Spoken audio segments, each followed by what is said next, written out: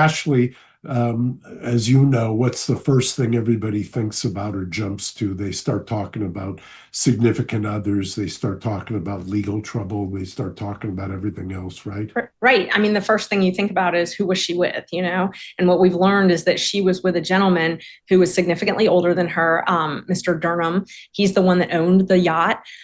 She had texted her boyfriend around one that she would be home around 1 o'clock. She was taking an Uber.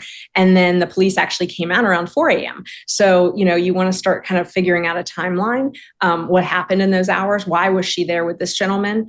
What was happening? I mean, everyone's probably heard from their mother, nothing good happens after midnight. At least that's what I was told. And so you always wonder, you know, was there foul play? What was going on?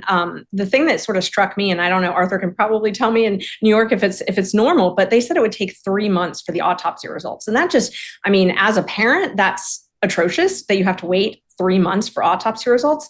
I mean, the one thing that we do know is that there was no violence. And, you know, you all, you know, Mark and Arthur have been in enough autopsies to know that's the first thing you can tell. Is there any violence? You know, Arthur, that's one of the things. Ashley makes a great point. And if you don't want to answer, I'm not going to press you, but I would assume one of the first things is the toxicology, and then number two, a private autopsy. That's usually what you do in these Well, cases. you're correct on both fronts, Mark Garagos. But and believe me, Ashley, I totally agree with you about why would it take so long. It's one particular piece that takes so long at this point. The drugs that were around in the 60s, 70s, and 80s are very different now. Right. So yes, it wouldn't take 3 months to test for marijuana or heroin or cocaine, but there are so many new synthetic drugs that are out there that are these chemically altered things that they just don't have tests for.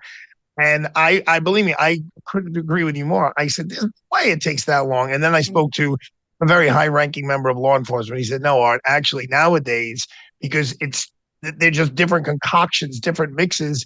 We have to send people's blood out, and it takes a while because they're running dozens of different kinds of tests."